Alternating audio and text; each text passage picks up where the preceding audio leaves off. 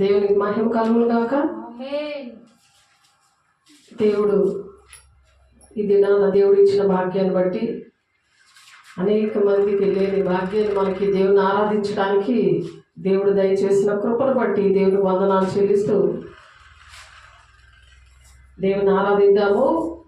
దేవుడు ఈరోజు మన మధ్య నుండి మాట్లాడడానికి దేవుడు ఇష్టమైన విషయం ఏంటంటే, నీవు నాకు తోడై ఉన్నావు,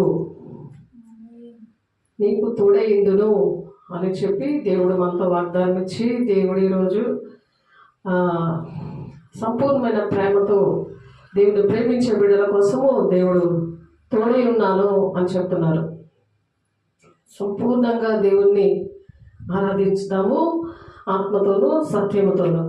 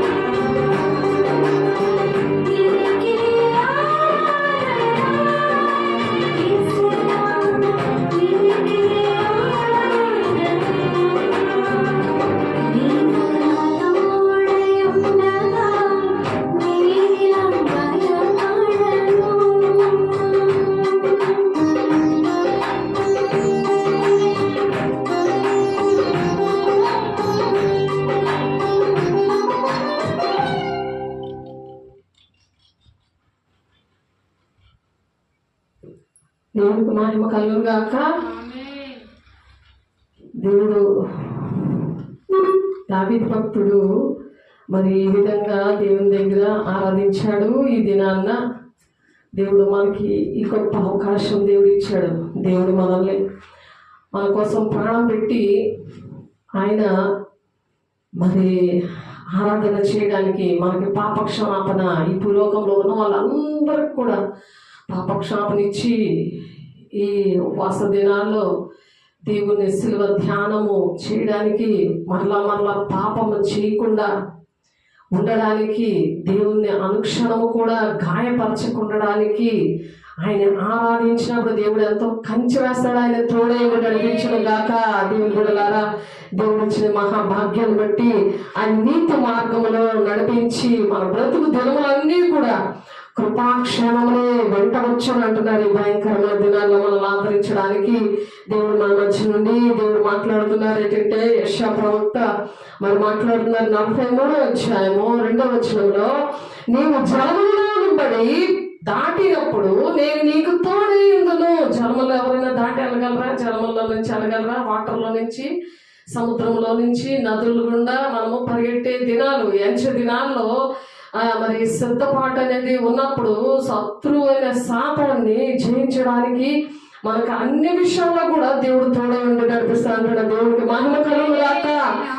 ఈ భయంకరమైన దినాలు అందరి మీద ఆత్మను కుమరించినప్పుడు దేవుడు అలాగా తోడై ఉంటాడు. సంపూర్ణులుగా మనల్ని చేసి ఆయన తండ్రి చిత్త నెరవేర్చి మరి ఎత్తబడే గుంపులు ఉండడానికి దేవుడు సహాయం చేయగాక.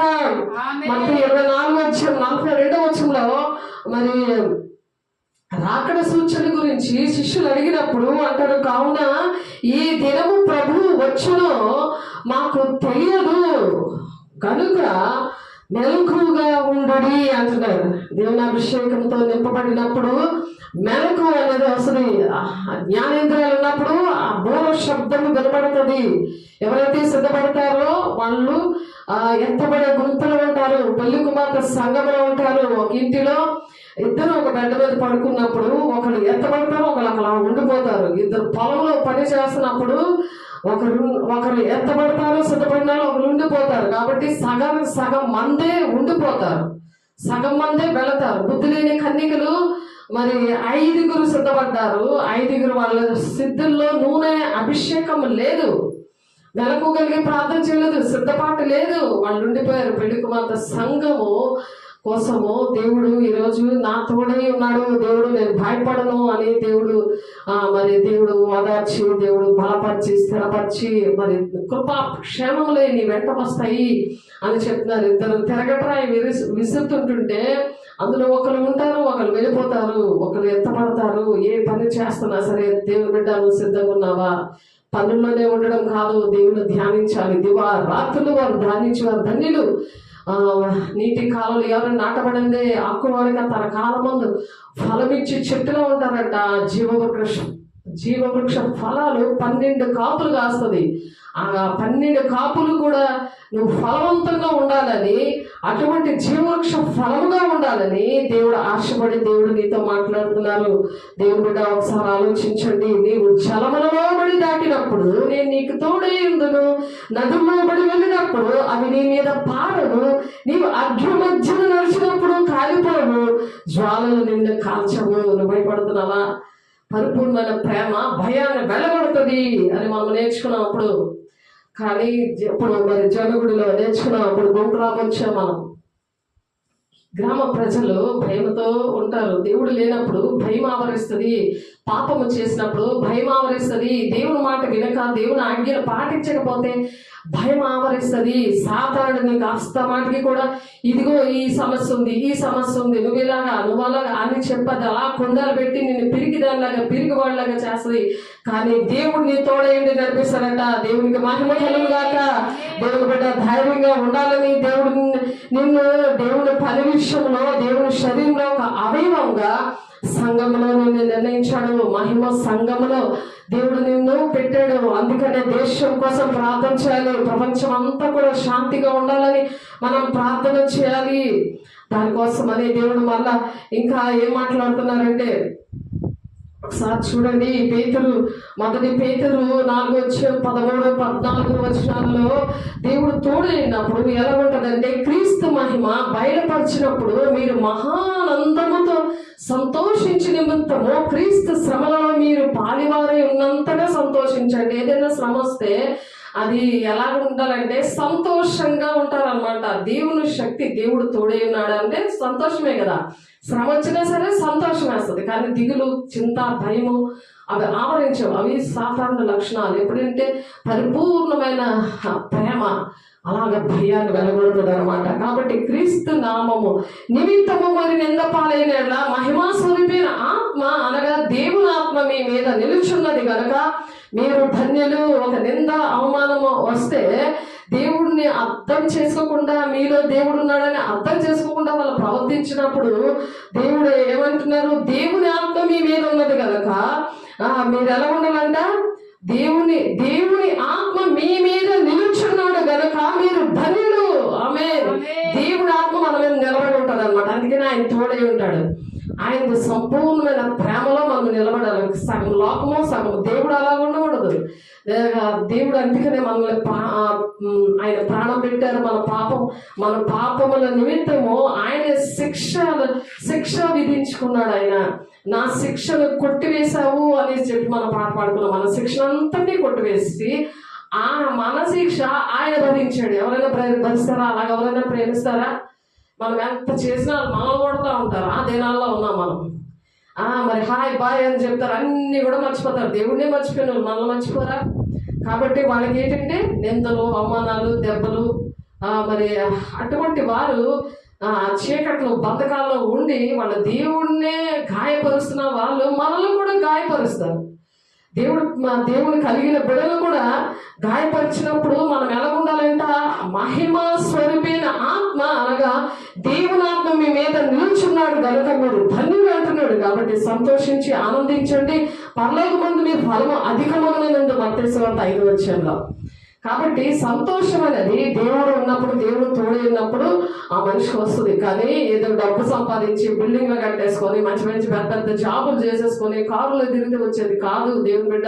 అవేవి మనతో రావు. సంతోషం ఉండదు, సమాధానం ఉండదు. కుటుంబాల్లో దుష్టుడు వాడు ఏడుబడి చేస్తా ఉంటే సమాధానం ఉండకుండా ప్రతి విషయంలో కూడా వేదన, దుఃఖము, నిద్ర పట్టకపోవడం, నిద్ర మాత్రం వేసుకోవడం, ఎలాంటి బీపీలు, షుగర్లు ఇవన్నీ కూడా ఆవరిస్తాయి దేవుని బిడ్డ. కాబట్టి క్రీస్తు మహిమ బయలుపరచబడినప్పుడు, దేవుడు మహిమ మన మీదకి వచ్చినప్పుడట మీరు మహానందంతో సంతోషించు నిమిత్తము క్రీస్తు శ్రమలో మీరు పాలివారి ఉన్నంతగా సంతోషించాలంట. శ్రమలు వచ్చినప్పుడు ఎలాగా దేవుని శ్రమల్లో మనం పాలివారం అయ్యాము అన్నంతగా సంతోషించాలి.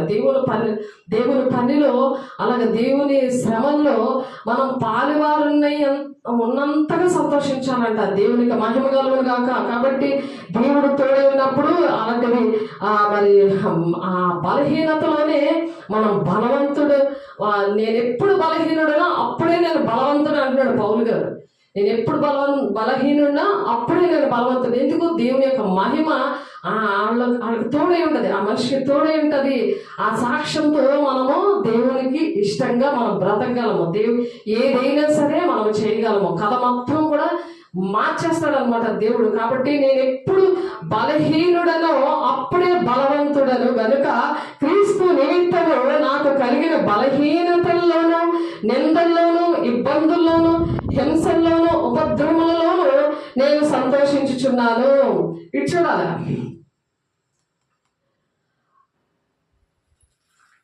ఏం చెప్తున్నారు? ఇబ్బందుల్లో కూడా, హింసల్లో కూడా, ఉపద్రవంలో కూడా సంతోషించాలండి.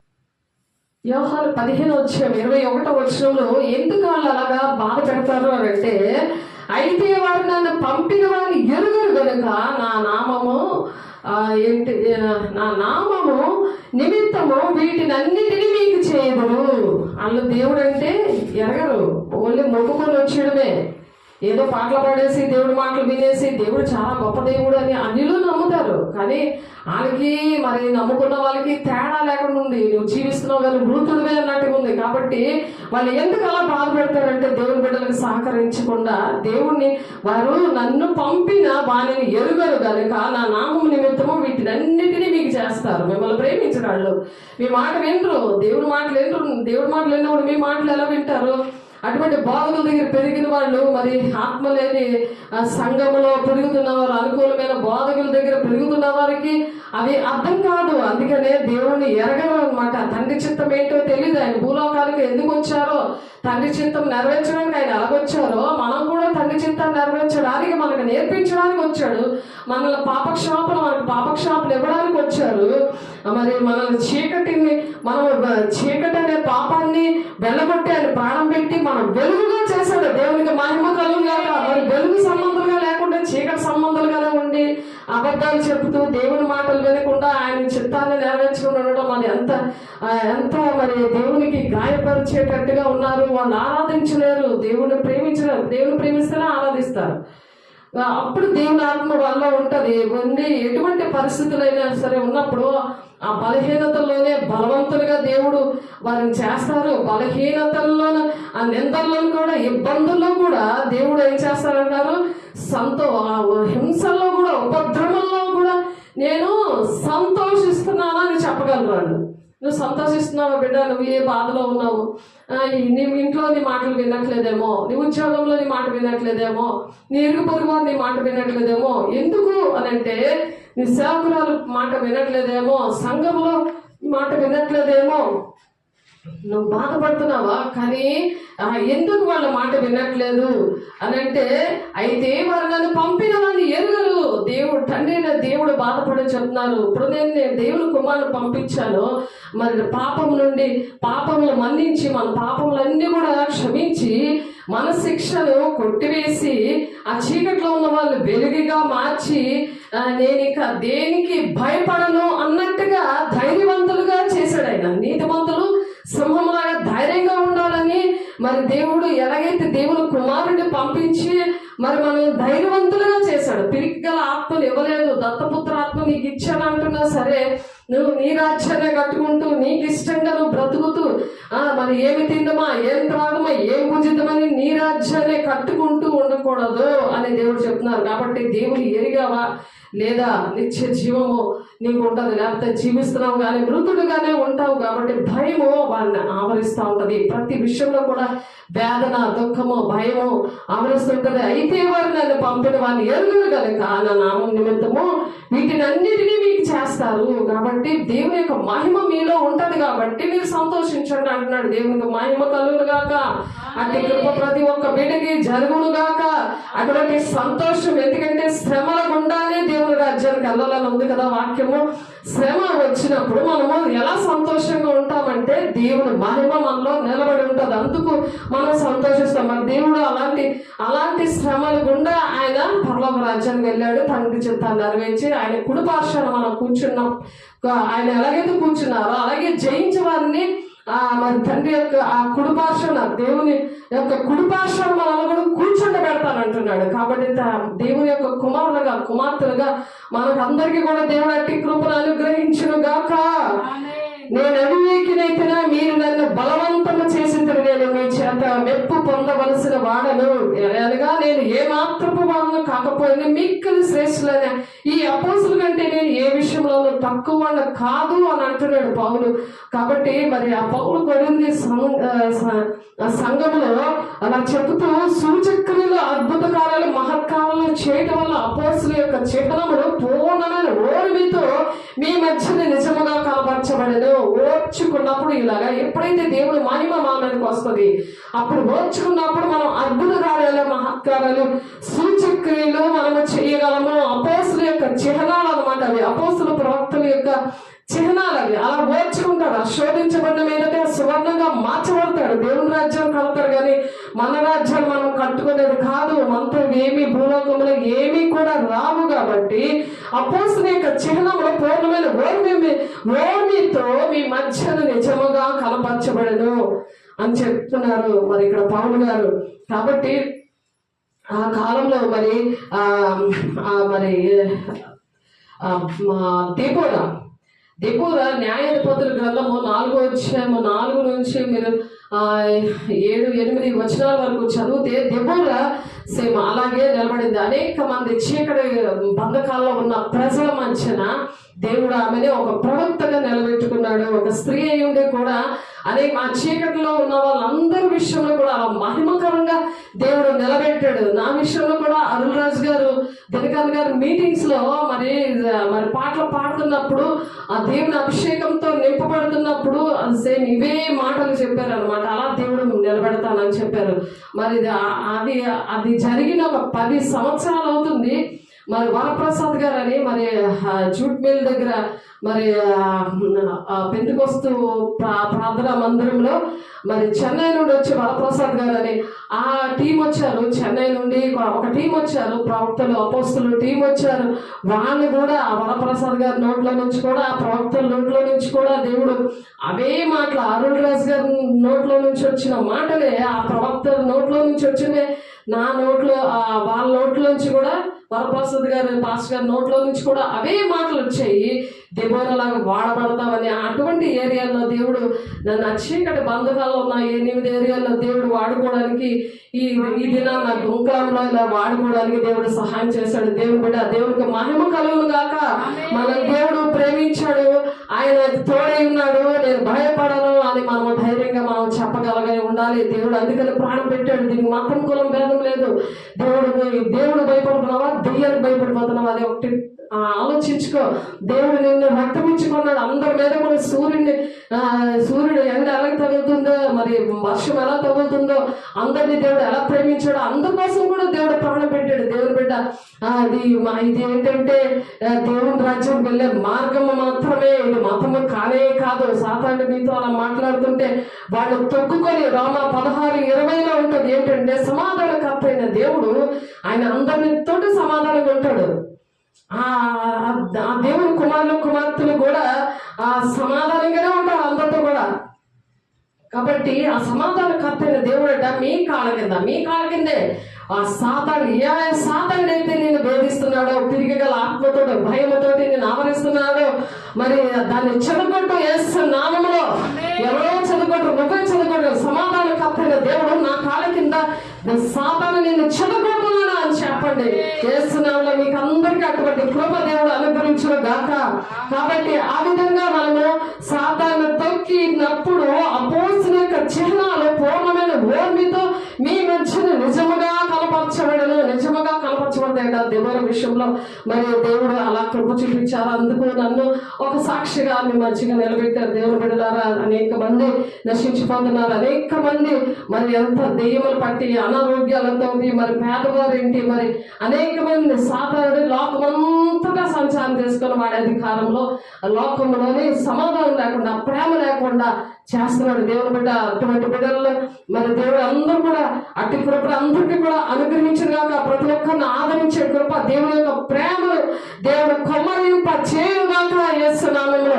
కాబట్టి ఆదికాండం 3:15 స్త్రీని నీ సంతానములకు, ఆమె సంతానములకు వైరము కలుగు చేస్తామని చెప్తున్నాడు సాతానుడు. సాతానుడు ఏం చెప్తున్నాడు? స్త్రీ సంతానానికి, మనుష్య సంతానానికి కూడా వైరం కలుగు చేస్తానని ఆనాడు ఏదైనా వనంలో ప్రవేశించాడు సాతానుడు. మరి ప్రపంచమంతా శాంతి లేకుండా తాండవించేస్తున్నాడు. కాబట్టి మనం ఎంచే దినాల్లో దేవుని శక్తితో నింపబడి దేవునికి ఇష్టంగా ఆ విధంగా బ్రతకాలి. దేవుని బిడ్డలారా, మత్తయి సువార్త 12వ అధ్యాయంలో ఒకసారి చూడండి. మత్తయి సువార్త 12వ అధ్యాయంలో దేవుడు ప్రవక్తలుగా ఎలాగా మాట్లాడుతున్నారు. ఇప్పుడు దేవుని యొక్క ప్రణాళిక ఏంటో మనకి తోడై ఉండి ఆయన నడిపించడానికి దేవుడు ఇష్టపడుతున్నారు. దేవుని బిడ్డ, ఒకసారి ఆలోచించండి.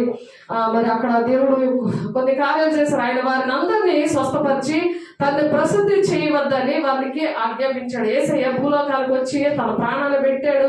దానికి ముందు అందరినీ కూడా స్వస్థపరిచాడు. ప్రవక్తని యెషయా ద్వారా చెప్పినది నెరవేరినట్లు అదేదనగా అలా జరిగింది. ఆనాడు యెషయా ప్రవక్త ముందుగానే చెప్పాడు. మరి ఏదేని వరంలో మరి ఆ సాతాను ముందుగానే వచ్చాడు. అలా జరిగిన 2000 సంవత్సరాలకి దేవుడు ప్రాణం పెట్టాడు. మరి ఆయన స్వస్థత కార్యాలు చేశాడు. కాబట్టి మనము కూడా ఆయన పోలి నడవాలి. క్రీస్తు యేసుకు కలిగిన సంపూర్ణత గలవారు మగు వరకు అన్ని విషయాలు మీరు ఎదగండి అని అనేసి 4వ అధ్యాయంలోనే ఉన్నది. కాబట్టి మార్కు సువార్త 7:36 అప్పుడు ఆయన ఇది ఎవరితోనూ చెప్పవద్దని వారికి ఆజ్ఞాపించాను. అయితే ఆయన చెప్పవద్దని వారికి ఆజ్ఞాపించిన కొలది వారు మరి ఎక్కువగా దాన్ని ప్రసిద్ధి చేశారు. ఎందుకంటే దేవుడు మహిమ కోసం ఏదో గొప్ప కార్యం చేస్తున్నట్టుగా మరి ఆయన అందరికీ చెప్పుకొని ఫోటోలు తీపించుకొని మరి శాల్వాలు కప్పించుకొని మరి గొప్పతనాల కోసం ఆయన చేయలేదు దేవుని బిడ్డ. మరి సంఘం అంతా, దేశం అంతా కూడా అందరూ కూడా ఇటువంటి కార్యాలు చెయ్యాలి, అహంకారం లేకుండా, మరి గొప్పతనాల కోసం ఆశపడకుండా దేవునికే మహిమ రావాలని, తండ్రి చిత్త నెరవేర్చబడాలని దేవుడు ఆ విధంగా ఎవరికి చెప్పొద్దు అని చెప్పాడు. కాబట్టి మనం చేస్తున్నది దేవుని దృష్టికి ఇష్టంగా ఉండాలి. యెహోవా కళ్ళు మరి మంచి వారేళ్ళ చెడ్డవారేళ్ళ చూస్తున్నాయి, అవి సంచారం చేస్తున్నాయి. కాబట్టి మనం ఆ విధంగా ఉండాలని దేవుడు ఆశపడుతున్నాడు. దేవుని బిడ్డ ఒకసారి ఆలోచించండి. దేవునికి ఆనాడు యేసయ్య చేశారు, నేనే నా సేవకుని మాట రూఢిపరచువాడను, నా దూతల ఆలోచన నెరవేర్చువాడను, యెరూషలేము నివాస స్థలమగునని యూదా నగరులను గూర్చి అవి కట్టబడినని నేను ఆజ్ఞ ఇచ్చున్నాను, దాని పాడైన స్థలములను బాగు చేయవాడును నేనే అని చెప్పి ఆనాడు యెషయా ప్రవచించాడు. మరి 44:26 మరి ఈనాడు మరి ఆ జనుగుడి ప్రాంతం అంతా పాడైపోయిన ఏరియా, ఇంగ్లాపల్లి పరిస్థితులన్నీ పాడైపోయిన ఏరియాలు, పాకలు దూరం మరి చేసినవి మరి పరిచయం చేస్తాం. మరి అవన్నీ కూడా బిల్డింగ్లు అయ్యాయి. అక్కడ మరి దేవుడు కొన్ని కార్యాలు, చాలా కార్యాలు చేశారు. కానీ దుష్టుడు మరి దూరి నేనే పాస్టర్ని, నేనే అభిషేకం లేదు ఏమీ లేకుండా మరి అక్కడ తాండవిస్తున్నాడు ఒక మనిషి. దానికోసం ప్రార్థన చేయండి. మీరు మరి ఏంటంటే కఠినమైన తీర్పు ఉంటుంది. దేవుడు సేవకులతో సంప్రదించకుండా మరి దేవుడు మీకు బాప్తిసాలు ఇచ్చి అన్ని కూడా చేసినప్పుడు నేనే అనేసి అభిషేకం లేకుండా ఎవరితో అభిషేకం పొందుకొని అంతా కూడా కఠినమైన తీర్పు వస్తుంది. దేవుని బిడ్డ దేవుడి ప్రణాళికలో ఎదగాలి, సేవకులతో కాంటాక్ట్ లో ఉండాలి. ప్రతి ఒక్కరికి కూడా మరి జమ్మగుడ్లో కూడా మరి అనేక మంది మరి అక్కడ కూడా అనేక మంది ఉన్నారు. కాబట్టి దేవుడు పిల్లల కోసం, ఆన్లైన్లో ఉన్న వాళ్ళ కోసం, ఆఫ్లైన్లో ఉన్న వాళ్ళ కోసం దేవుడు మాట్లాడుతున్న విషయాలు మరి సరి చేసుకోండి. నేనే నా సేవకుని మాట రూఢిపరచువాడను, నా దూతల ఆలోచన నెరవేర్చేవాడను. దేవుని సేవకులు దూతలుగాను మరి మా అగ్ని జ్వాలలుగాను నేను ఏర్పాటు చేసుకున్నాను ఉంది. దేవుని సేవకుల్ని ఏర్పాటు చేసుకున్నప్పుడు మరి దేవుని మాట రూఢిపరచాలి, సేవకుల మాటల్ని వినాలి. కాబట్టి యెరూషలేము నివాసమగునని యూదా నగరములను గూర్చి అవి కట్టబడునని నేను ఆజ్ఞ ఇచ్చి ఉన్నాను. దేవుడు ఆ విధంగా మరి జోనగుడ్లో చక్కగా కట్టించారు. మరి ఇక్కడ కూడా గుంపులంలో కూడా కట్టిస్తున్నారు. ఏంటంటే ఇక్కడ ఏది కూడా చీకటి ప్రాంతము, అంటే పాపములో శాపములో తాగుడు అన్ని వ్యసనాలతో ఉన్న ఏరియాలు అన్నమాట ఇవి. అటువంటి ఏరియాలో, బంధకాల్లోని అటువంటి ఏరియాలో దేవుడు మరి దెబోరా, షారోన్ అని చెప్పి దేవుడు నన్ను ప్రవచించి ఆ దినాల్లో సేవకులు ముగ్గురు సేవకులతో ఈ సంవత్సరంలోనే నీకు మంచి చర్చి ఆ జోలుగుడ్లో నీకు ఇస్తానని చెప్పారు. ఆ విధంగా అక్కడ నెరవేర్చారు. ఇప్పుడు 4-5 సంవత్సరాలు అవుతుంది. ఇప్పుడు మరి ఇక్కడ కూడా దేవుడు సహాయం చేసిన దేవునికి మహిమ కలుగును గాక. దేవుడు ఏంటంటే వెలుగుగా ఉండి ఆయన తోడైండి, ఆయన మాత్రమే నడిపిస్తాడు. కానీ ఆయన సాక్ష్యం భూది గంతముల వరకు, పరిశుద్ధాత్మ దేవుడు వచ్చినప్పుడు భూది గంతముల వరకు మీరు సాక్షులే ఉంటారని చెప్తున్నారు. ఎందుకు ఆయన చనిపోయారు, ఎందుకు మనము వెలుగుగా ఉన్నామా చీకటిగా ఉన్నామా, ఆయనకు మహిమకరమైన సాక్ష్యముతో మనము దేవుని ఆరాధించదము గాక. కాబట్టి దేవుడు అలా సేవ తీర్చి ఆ నీతి మార్గంలో నడిపిస్తాడు. బ్రతుకు దినములన్నీ కృపాక్షరములే మన వెంట విధకు వస్తాయి అన్నమాట. అప్పుడు అబ్రహాముకు కూడా ఒక టెస్ట్ పెట్టాడు. కుమారుడు ఎప్పుడు పుట్టాడు? 100 సంవత్సరాలు వచ్చేసరికి కుమారుడు ఇస్సాకు పుట్టాడు. కానీ ఆయన్ని బలిగా ఇమ్మమని అడిగాడు. కానీ ఆ కత్తి ఎత్తాడు.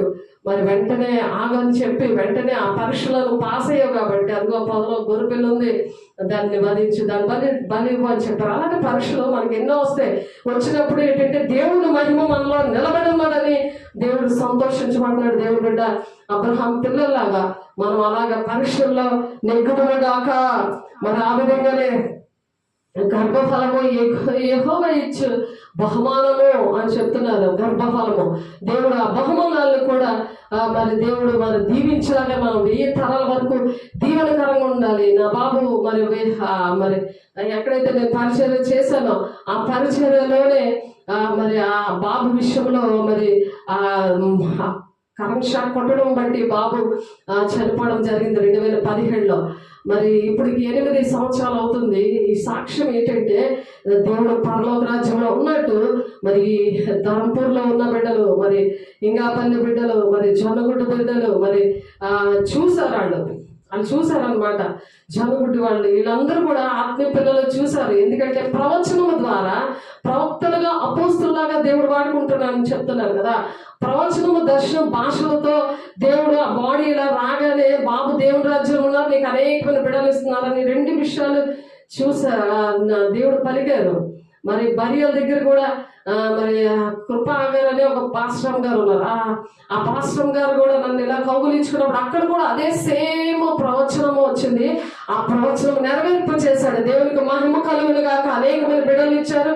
పరలోక రాజ్యంలో ఉన్నారనేసి బాబు విషయంలో నీ కుటుంబము ఇదిగో నీ ఆత్మీయ పిల్లలు చూస్తారు బాబు దేవుని రాజ్యంలో ఉన్నాడు అని చెప్పి బాబు మరి ఆ విధంగా ఒక దేవదూతల ఉన్నట్టు మరి చూపించారు. మహిమను ఒక అమ్మాయికి, మరి ఎస్తేర్ అనే అమ్మాయికి, మరి షారోన్ రోజున ఒక అమ్మాయికి, మరి గ్లోరీ అనే మా పాపకి, అలాగే నా భర్తకి సాల్మన్కి, మరి వాళ్ళ మమ్మీకి, ఇలాగా అందరికి ఇలాగా కొంతమందికి దేవుడు చూపించడం జరిగింది. శ్యామ్కి దేవుడు చూపించారు. కాబట్టి అనేక మంది బిడ్డలు ఇస్తానని చెప్పినప్పుడు అక్కడే బాడీ దగ్గరే మమ్మీ అని ఆ అబ్బాయి పిలిచాడు.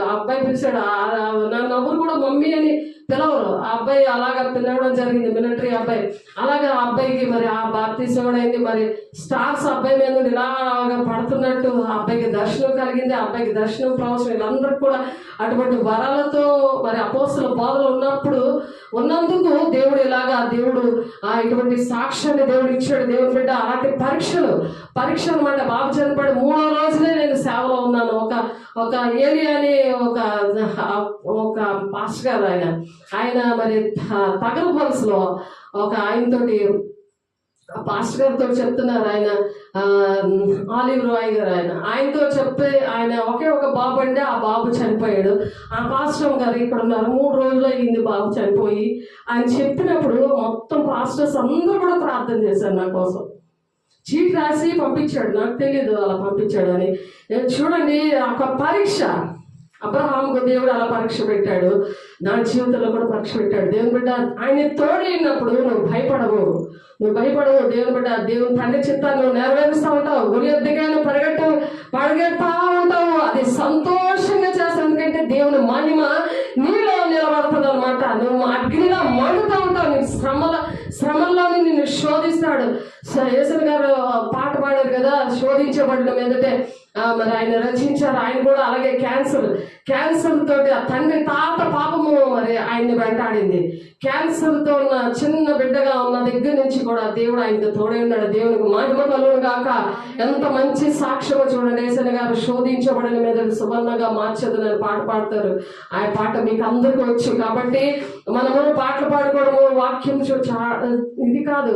ఏంటంటే ఆయన మహిమ మన మీద నిలబడి ఉందా? ఒక సాక్ష్యము నువ్వు సాక్ష్యం పాడు చేసుకోకుండా నువ్వు ఉన్నావా?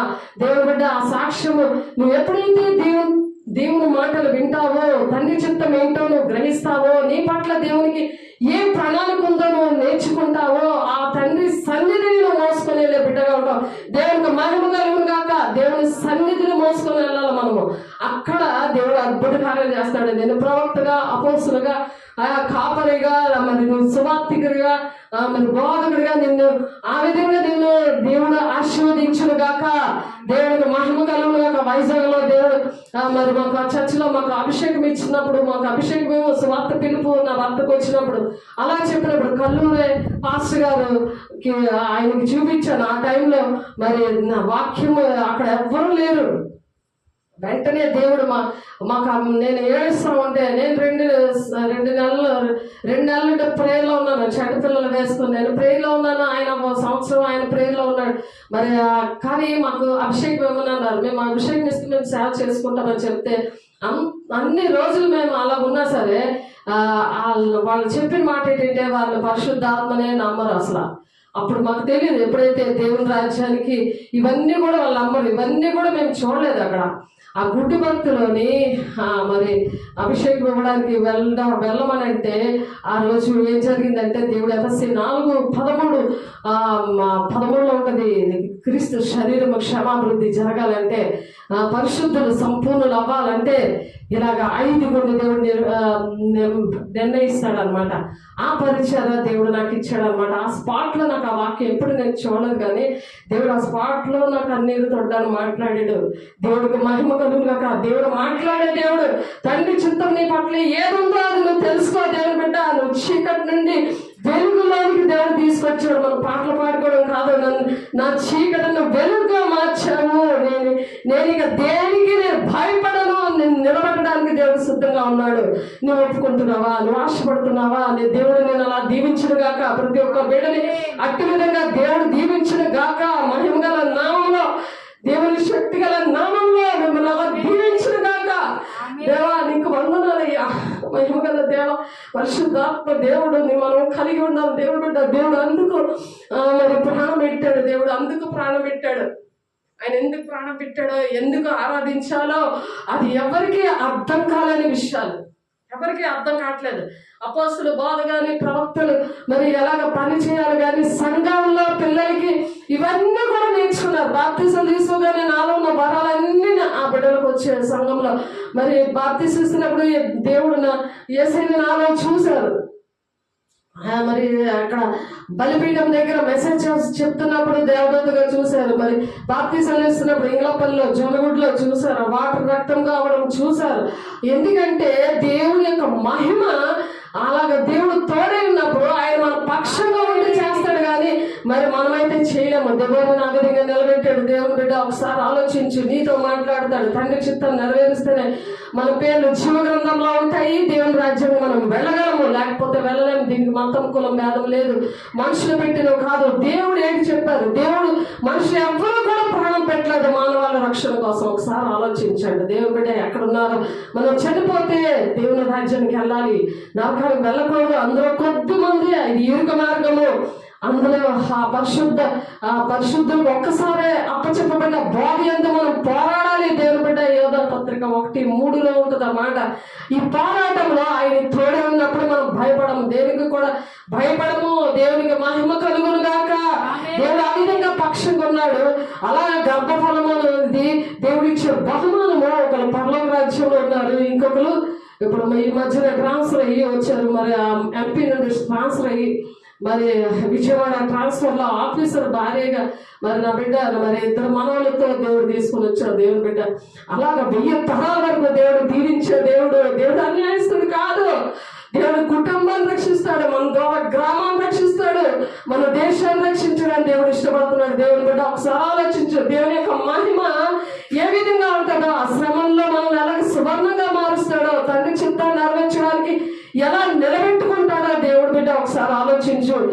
దేవుడు నువ్వే ఒక సూచక్రియగా ఆ విధంగా మారాలని భక్తుడు చెప్తాడు. 8వ అధ్యాయం 18వ వచనంలో నువ్వు నేను ఒక సూచక్రియగా మనం ఉండాలన్నమాట.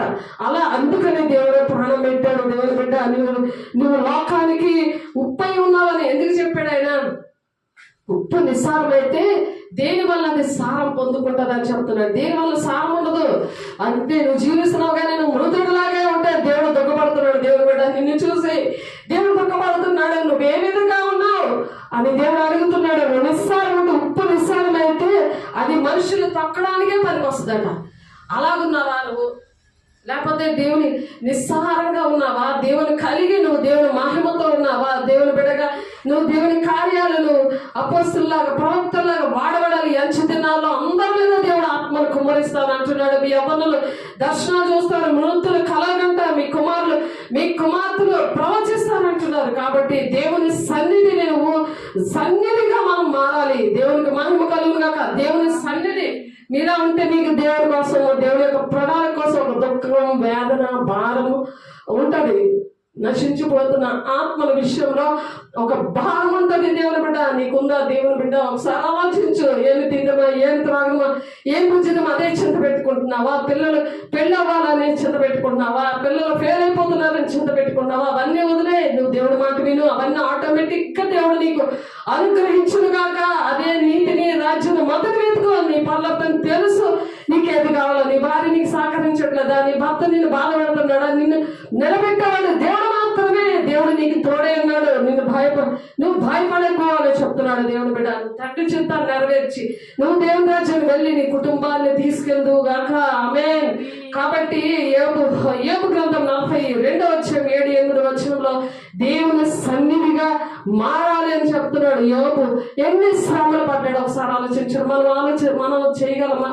ఎంత ధనవంతుడు, ఎంత దేశంలోని ఎంత ఉన్నతమైన ప్రార్థనా పరుడు, కానీ ఆయన సాతానుడు అధికారం తీసుకుని వస్తుంది. పరలోక రాజ్యం వెళ్ళి దేవతలతో పాటు పరలోక రాజ్యం సాతానుడు కూడా వచ్చి అక్కడ ఆ అధికారం తీసుకొని వస్తుంది. కానీ దేవుని దూషించాడా? దేవుని విడిచిపెట్టాడా? ఏదో వంక దేవుడు విడిచిపెట్టాలి. దేవుడు నాకేం చేశాడు? లేని శరీర సంబంధమైన భూ సంబంధమైన అడగండి. దయచేసి పరలోక సంబంధమైన అడగండి. భూ సంబంధమైన కూడా దేవునికి ఏది కావాలో ఆయన ఇవ్వడానికి ఇష్టపడుతున్నాడు. అట్టి కృపను మీకు దయచేయను గాక, మనందరికీ దయచేయను గాక. అలాగే యోహాను 14:26లో కూడా దేవుడు మరి మనకి ఒక సన్నిధిగా ఉండి ఆయన తోడేంటి నడిపిస్తాడు. ఆయన చెప్పిన సంగతులు జ్ఞాపకము చేస్తూ ఉంటాడు. నిన్ను ఓదార్చడానికి, నిన్ను బలపరచడానికి, తండ్రి చిత్తం నీ పట్ల ఏముందో అవి నువ్వు రాసుకోవాలి. హబక్కు 2వ అధ్యాయం 2వ వచనంలో ఉంటుంది. చదువువాడు పరిగెత్తుచు చదువు వీలవునట్లు ఆ దర్శనం విషయం నువ్వు పలక మీద రాసుకో. నీ హృదయం అనే పలక మీద రాసుకో. నీ గుండెల మీద రాసుకో. దేవుని మాటలు ఏమో రాసుకోకు. నా ప్రియురాలు నేనంటే ఇష్టము అని చెప్పి అవి మనుషులు ప్రేమించుకో. నువ్వు ఎవరిని ప్రేమిస్తావో మరి వాళ్ళతోటే నువ్వు విడబడే సంఘంలో నువ్వు ఉండిపోతావు. ఎవరిని ప్రేమిస్తావో, ఎవరి కోసం నువ్వు ఆలోచిస్తున్నావో, ఎవరి కోసం నువ్వు టైం వేస్ట్ చేస్తున్నావో, డబ్బులు ఖర్చు పెడుతున్నావో, నీ శక్తిని నీ బలాన్ని దేవునికి ఇయ్యు. దేవుని బిడ్డ దేవుడు మహిమ కలుగును గాక. నాయా దేవా నీకు వందనాలు దేవా. మొదటి సమయాల గ్రంథంలో మరి 8వ అధ్యాయం 6-7 వచనాల్లో కూడా నీకు కాదు వారు మాట్లాడింది. దేవునికి వ్యతిరేకంగా మాట్లాడుతున్నారు. వాళ్ళు దేవునికి వ్యతిరేకంగా అక్కడ మాట్లాడుతున్నారు. కానీ వాళ్ళు అనుకోవట్లేదు మనుషులకి గొప్పలు వ్యతిరేకంగా మాట్లాడుతున్నారు, కానీ దేవునికి వ్యతిరేకంగా వారు మాట్లాడుతున్నారు అని చెప్తున్నాడు అక్కడ దేవుడు. కాబట్టి దేవుని సేవకులు వ్యతిరేకంగా మీరు మాట్లాడుతున్నారేమో, అది కొంతమందికి నచ్చవు. దేవునికి ఇష్టమైన మాటలు వాక్యము నచ్చదు. ఏదో నమ్ముకున్నాములే అలా ఉందాములే అనుకుంటారు, కానీ దేవునికి ఇష్టంగా దేవుని అభిషేకం పొందుకోవడం నచ్చదు. దేవుని పని చేయడానికి నచ్చదు. సువార్త చేయడం నచ్చదు. వాళ్ళకి మెలకు కలిగి ప్రార్థన చేయడం నచ్చదు. అలాగా పెరుగుతా ఉన్న వారికి ఏంటంటే వారి సేవకుల మీద బాధ పెట్టుకుంటారు. కాబట్టి అది దేవుని మీద బాధ పెట్టుకున్నట్టు లెక్క వస్తుంది. దేవుని బిడ్డ క్షమించమని ప్రతి ఒక్కరు కూడా క్షమించమని అడగండి. దేవునికి మరి దగ్గరయ్యి మరి దేవుడు నీకు తోడే ఉండదు కాక అట్టి విధంగా దేవుడు అలా తోడే ఉంటాడు. ఎప్పుడైతే మీరు దేవునికి క్షమాపణ చెప్తారో అది మాకు కాదు, దేవునికే మీరు అలాగా వ్యతిరేకంగా మాట్లాడుతున్నారని దేవుడు అప్పుడు ఎలా ఉంటామంటే దేవుడు నేను కలిసి పని చేస్తున్నాం అన్నట్టుగా ఉంటది అనమాట. అక్కడ మీరు రాసుకోండి. మొదటి యోహాను 3వ అధ్యాయం 9వ వచనం ఉంటుంది. దేవునితో కలిసి తోడే ఉన్నప్పుడు మనం భయపడకుండా మనము కలిసి పని చేస్తాము. నేను ఒక అనుభవంతో చెప్తున్నాను. దేవుడు నేను కలిసి పని చేస్తున్నాం. ఆయన నాలో నిలబడ్డాడు కాబట్టి నేను చేయగలుగుతున్నాను. మరి అటువంటి పరిస్థితులైనా దేవుడు జయమిచ్చి నడిపిస్తున్నాడంటే నాకు తెలియదు. నాకు ఇల్లు, స్కూలు, చర్చి తప్ప ఏటి తెలియకుండా మా డాడీ పెంచాడు. స్పెషల్ మెయిల్ డ్రైవర్ మా డాడీ.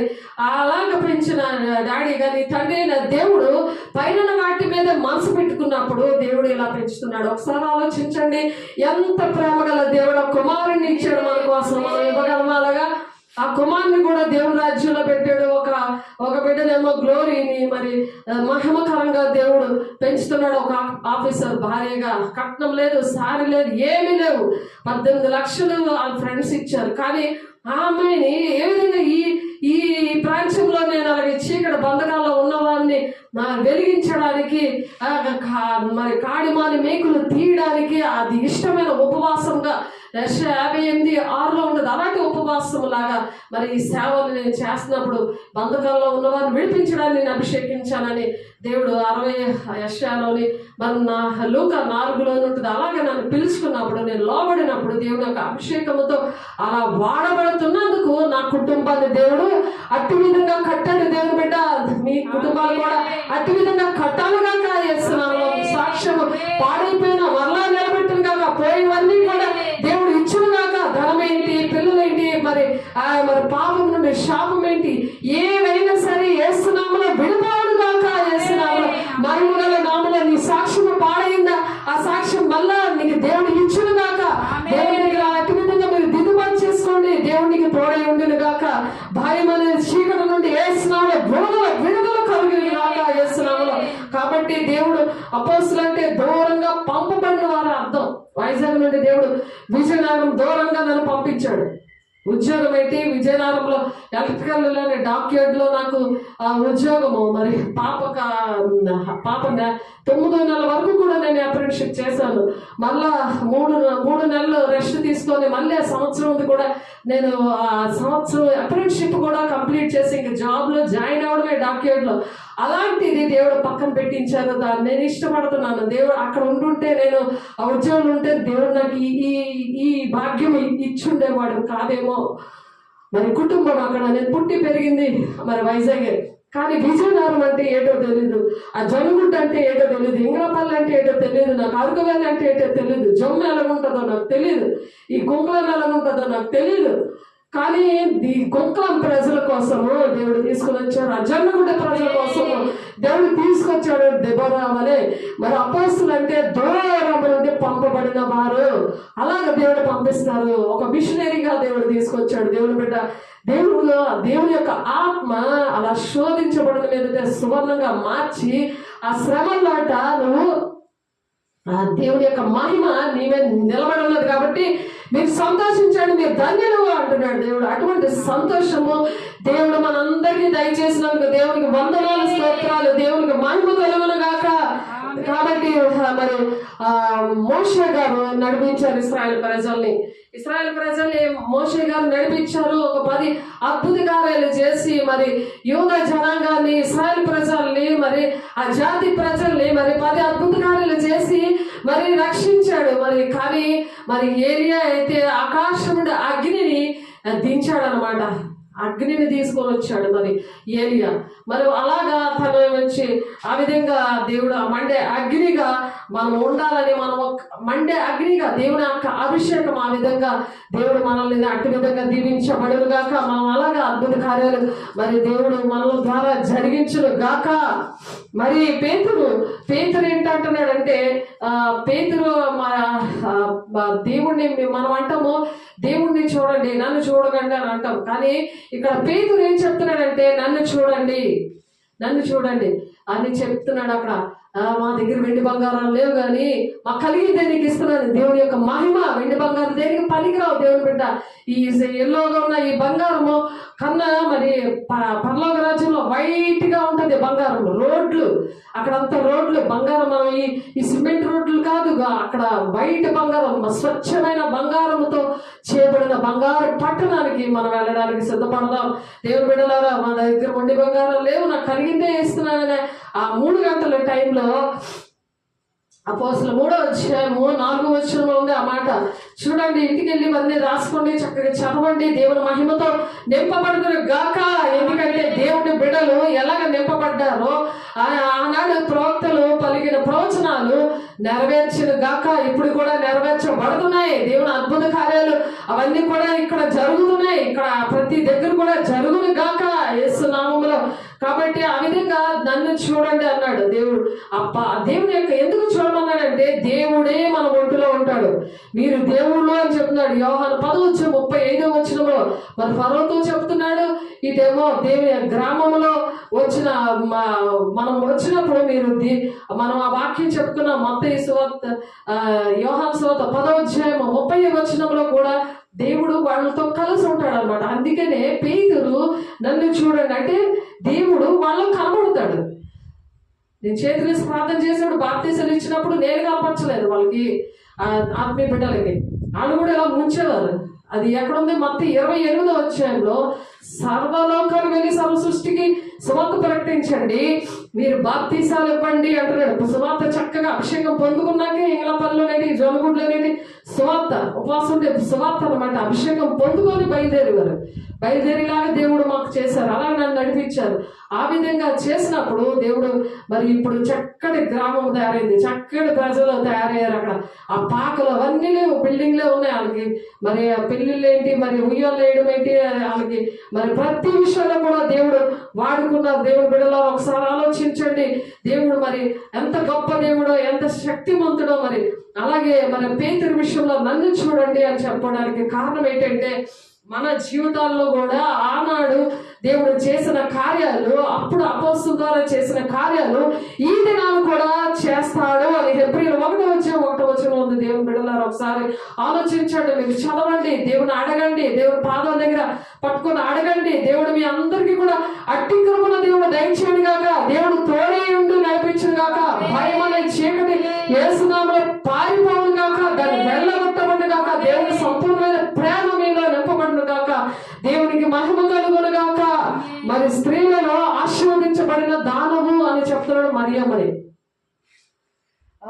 ఎందుకంటే తను కన్యకగా ఉండి మరి తను ఏంటంటే దేవుని మహిమను మోయడానికి, దేవుని సన్నిధిని మోయడానికి, లోకరక్షకను మోయడానికి మరి తను ఇష్టపడింది. కన్యకగా ఉండి ఎవరైనా ఇష్టపడతారా? కన్యకగా ఉండి గర్భము ధరిస్తే మరి భర్తకి ఎంగేజ్మెంట్ అయిపోయింది. తను ఎంత మరి తనకు భయం ఉన్నదా? ఎందుకంటే దేవుడు ఆమెకి తోడై ఉన్నాడు. దేవుని బిడ్డ లూకాసు 1వ అధ్యాయం 28వ వచనంలో ఉంది దేవుని బిడ్డ. కాబట్టి దేవుని చిత్తము, నీ చిత్తము నాకు జరగాలి అని విధేయత చూపించింది. నేను అలాగే విధేయత చూపించినప్పుడు దేవుడు నాకు ఆ వరాలన్నీ అక్కడ ఉన్న ప్రజల్లో ఆ చీకట్ల మధ్యన, ఆ గుళ్ళు, ఆ విగ్రహారాధన మధ్యన నాకు ఏంటి కావాలో ఆ వరాలన్నీ కూడా నా మీద ఆన్ చేశాడు. నేను పరిశుద్ధాన్ని పొందుకొని మరి 60 రోజులు నేను ఏకాంతంలో గడిపి నేను సేవకు బయలుదేరాను. కాబట్టి మరి వాక్యంలో ఉంది కదా, శిష్యుల్ని అలాగే కదా దేవుడు పంపించాడు.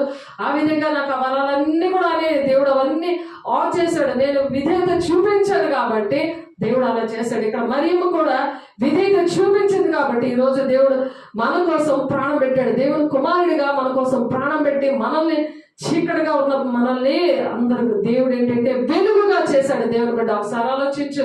మనం వెలుగు సంబంధాలుగా ఉన్నామా, ఇంకా చీకటిలోనే ఉన్నామా, ఇంకా బంధకాల్లో ఉన్నామా? ఇటు దేవుడు మరి చీకటి రెండు కావాలని దానికోసం ప్రయాసపడుతున్నావా? విగ్రహంగా దేన్ని చేసుకుంటున్నావు? ఇంటినా, ఒంటినా, లేకపోతే నువ్వు సెల్ ఫోన్నా, లేకపోతే భార్యనా, భర్తనా, కొడుకునా, నువ్వు దేన్ని విగ్రహంగా చేసుకుంటున్నావు?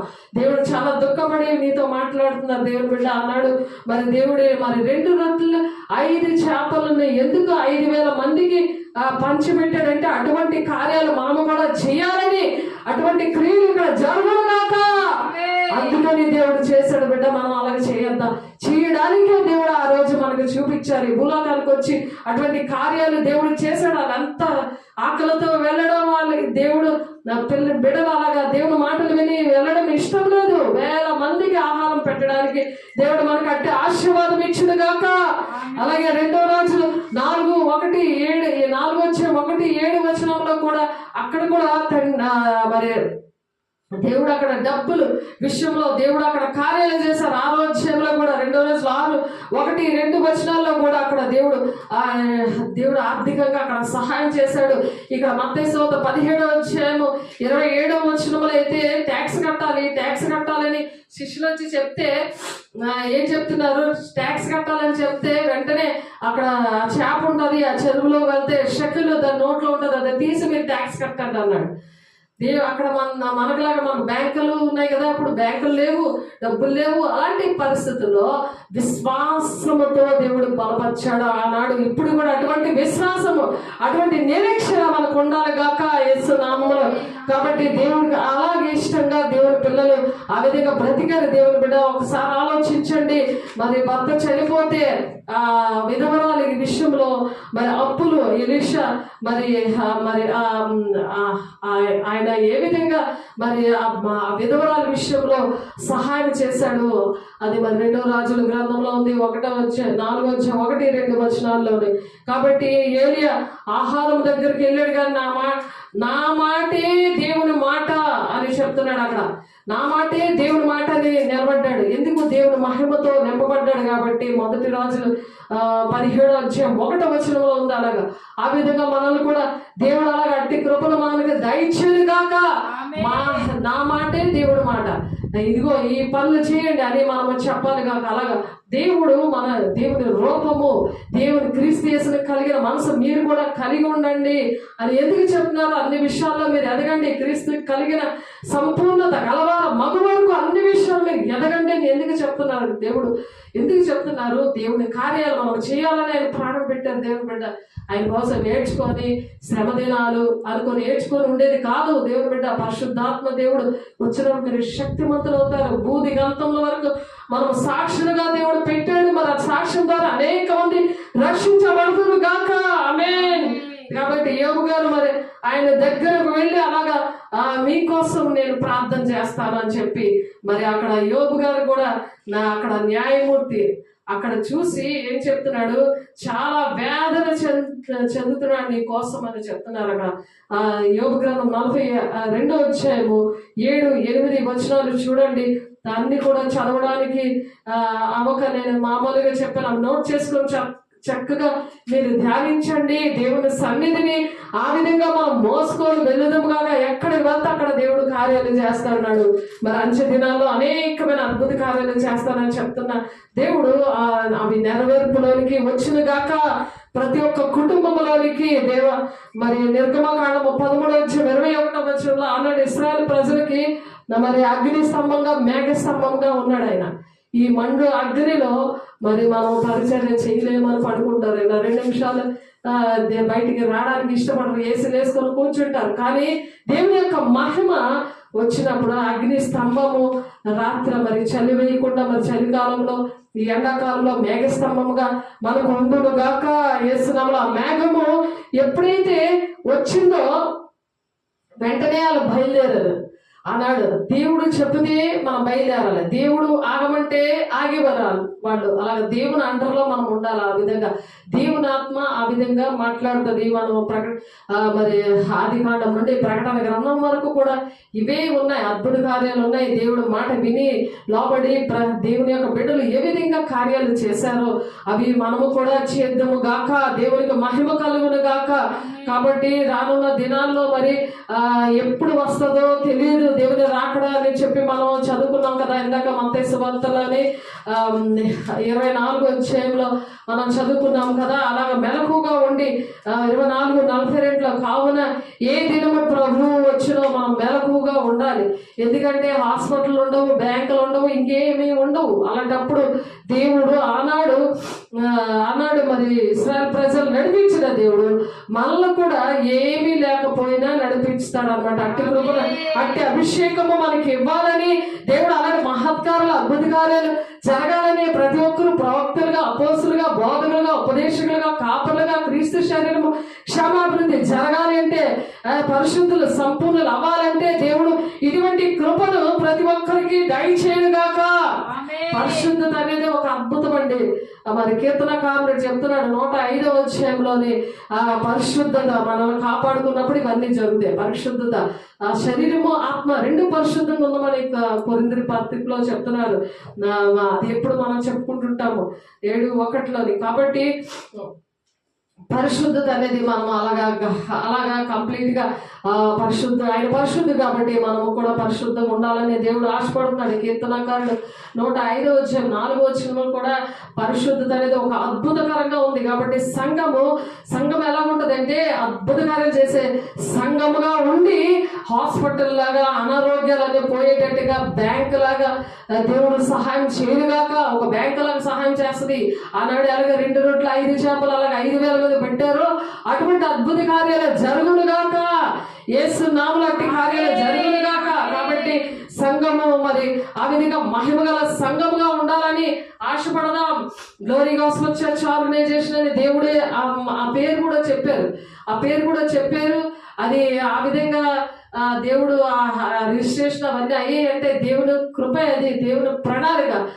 కాబట్టి ఆ ప్రణాళిక చెప్పిన తండ్రి చిత్తం ప్రకారము దేవుడు నడిపిస్తున్నాడు. కాబట్టి ఆనాడు సంఘము మహిమగల సంఘములో మరి అపోస్తుల బోధలో ఆ అగ్నిజ్వాల వంటి ఆత్మతో దిగివచ్చిన దేవుడు మన మధ్యన కూడా ఇప్పుడు పని చేస్తున్నాడని మనము నమ్మాలి. దేవుని బిడ్డలారా నమ్మండి.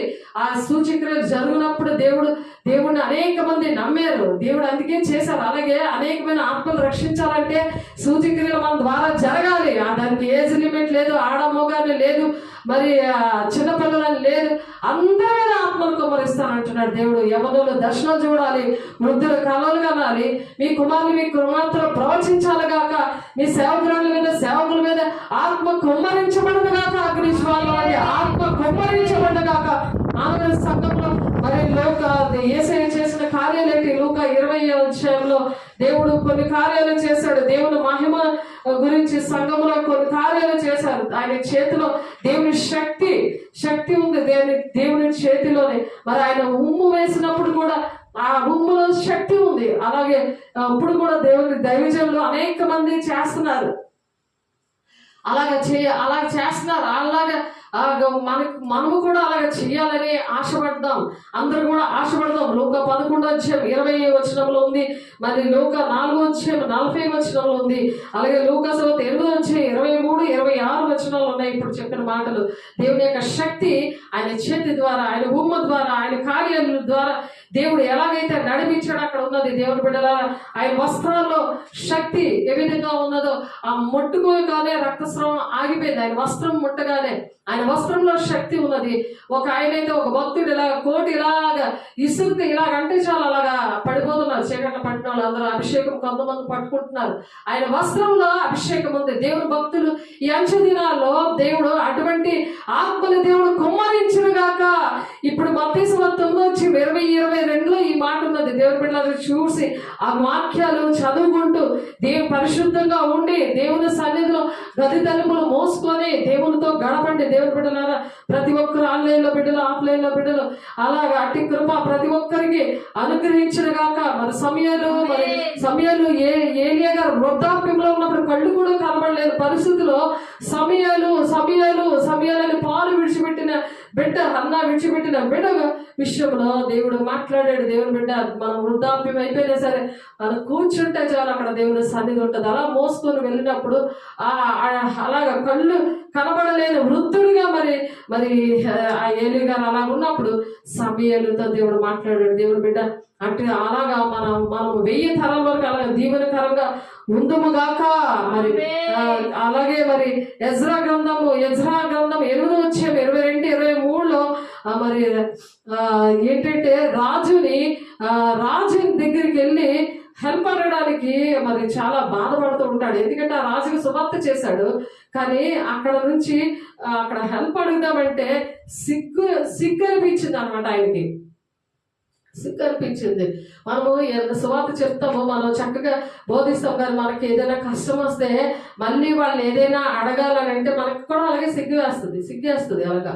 కాబట్టి దేవుని పాదాలు పట్టుకున్నప్పుడు దేవుడు మహత్కార్యాలు మన ఈ అంచె దినాల్లో దేవుడు చేయడానికి ఇష్టపడుతున్నాడు. దేవుడు బిడ్డ ఆర్థికంగా, శారీరకంగా, ఆత్మీయంగా దేవుడు అన్ని కూడా బలపరచును గాక యేసు నామములో. కాబట్టి ఆశ పడితేనే దొరుకుతుంది అనమాట. ఆశపడాలి, ప్రతి దానికి కూడా ఆశపడాలి. ఆశ గల ప్రాణాలను తృప్తిపరచేవాడని పాట పాడుతూ ఉంటారు. కాబట్టి ఆ పాట మనం పాడుకోవడమే కాదు, అది మొదటి కొరింథీ 14:1 ఒక ఆశ అనేది ఉండాలి. కాబట్టి అటువంటి ఆశ కలిగి మనం దేవుణ్ణి అడిగినప్పుడు దేవుడు తప్పకుండా దేవుడు అనుగ్రహించును గాక. కాబట్టి అది మరి జాలర్లు దేవుడు ఆనాడు మనుషులు పట్టే జాలర్లుగా మిమ్మల్ని చేస్తాను అన్నాడు దేవుడు.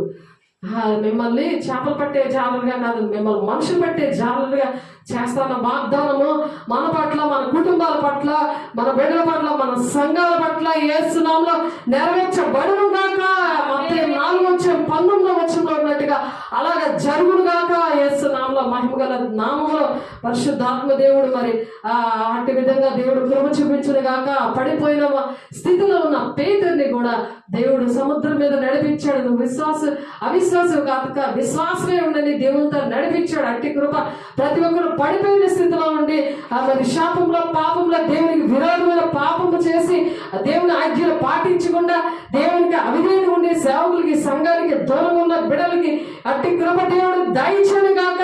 దేవుడు అట్టి విధంగా మరలా లేపుతానంటాడు. పేతురుని ఏ విధంగా లేపాడో, ఆ సముద్రం మీద దేవుడు ఎలా నడిపించాడో అట్టి కృప దేవుడు అనుగ్రహించను గాక. ఈ వచ్చే దినాల్లో దేవుడు ఇటువంటి అద్భుత కార్యాలు చేయడానికి ఇష్టపడుతున్నాడు దేవుడు బిడ్డ. కాబట్టి దేవుడు మరి అగ్ని దిగి వచ్చేలాగా ఏలి ప్రార్థన చేసినప్పుడు మరి ఒక ఛాలెంజ్ గా మరి అన్ని జన అక్కడ బలి అనేది అగ్నితోటి నింపబడి తడిపేసిన ఆ కర్రలని వెలిగించిన దేవుడు అగ్ని ఆకాశం నుండి అగ్ని వచ్చి అక్కడ బలి అర్పించాడు. ఏలియా ఒక ఛాలెంజ్ గా అటువంటి అగ్ని పరిచర్య మనం అందరం కూడా చేద్దాము గాక. కళ్ళు మూసుకోండి, ప్రార్థన చేద్దాము. మహిమగల దేవా తండ్రి పరిశుద్ధాత్మడానికి వందనాలు, మహాగరుడానికి స్తోత్రాలు. నీవు మాకు తోడేండుగా మాకు భయం లేదని అగ్ని పరిచర్య, మహిమగల పరిచర్యను ఇచ్చావని వందనాలు. అపోస్తులుగా, ప్రవక్తలుగా మమ్మల్ని పిలుచుకున్నావయ్యా నీకు వందనాలు. అపోస్తుల బోధనని నేర్పించావని నీకు వందనాలు. నీ క్రియలు నాయన ఎంత గొప్పవి నాయన. ఎప్పుడు బలహీనము అప్పుడే మేము బలవంతులమని అయ్యా మీరు చెప్పిన ప్రతి ఒక్క వాగ్దాన్ని బట్టి వందనాలు. పరిశుద్ధాత్ముడా నీకు వందనాలు. ప్రతి ఒక్క బిడ్డలో తీర్మానం చేస్తుండగా ప్రభు మీ సన్నిధానం ఉంచండి ప్రభా. ఒక తీర్మానంతో నిలబడడానికి అంచె దినాల్లో మా దేశం రక్షించబడాలి, మా బిడ్డలు రక్షించబడాలి. 1000 తరాల వరకు మేము దీవెనకరంగా ఉండాలి. పరిశుద్ధాత్ముడా ప్రతి ఒక్కరిని పేరు పేరున దర్శిస్తున్నారు దేవా, మాట్లాడుతున్నారు దేవా. నీ మహిమతో మీరు నింపుతున్నారు. అభిషేకంతో నింపుతున్నారు దేవా. నీకు స్తోత్రాలు. ఆటంకపరుస్తున్న ప్రతి దురాత్మ శక్తులను యేసు నామములో కాలిపోవును గాక. నీ మహిమలో నామములో కాలిపోవును గాక. నీ పాలించండి నాయన. అయ్యా తండ్రి చిత్తము ఏది ఉన్నదో ప్రభు ప్రతి ఒక్కరి పట్ల మా పట్ల జరుగును గాక యేసు నామములో. అయ్యా నీ మాటే మేము వినాలి గాక. మీరే మాకు స్థిరస్థయండి. మీరు నడిపిస్తున్నందుకు, మీరు మహిమ పొందుకున్నందుకు, అయ్యా నీ రాజ్యానికి వారసులుగా సిద్ధపరుస్తున్నందుకు ప్రభా. అయ్యా రాబోయే సంగతులన్నీ మాకు నాయన బయలుపరుస్తున్నందుకు, అయ్యా నా తండ్రి ప్రతి అవసరతలు యేసు నామములో మీరు తీరుస్తున్నందుకు వందనాలు స్తోత్రాలు చెల్లిస్తూ యేసు పరిశుద్ధ నామములో బ్రతిమలాడి వేడుకుంటున్నాము తండ్రి. ఆమేన్. తండ్రి యొక్క దీవెన, కుమారుని యొక్క కృప, పరిశుద్ధాత్మ యొక్క నిత్య సహవాసము సదా కాలము ప్రతి ఒక్కరికి తోడై నడిపించును గాక. ఆమేన్. God bless you. దేవునికి మహిమ కలుగును గాక. ఆమేన్.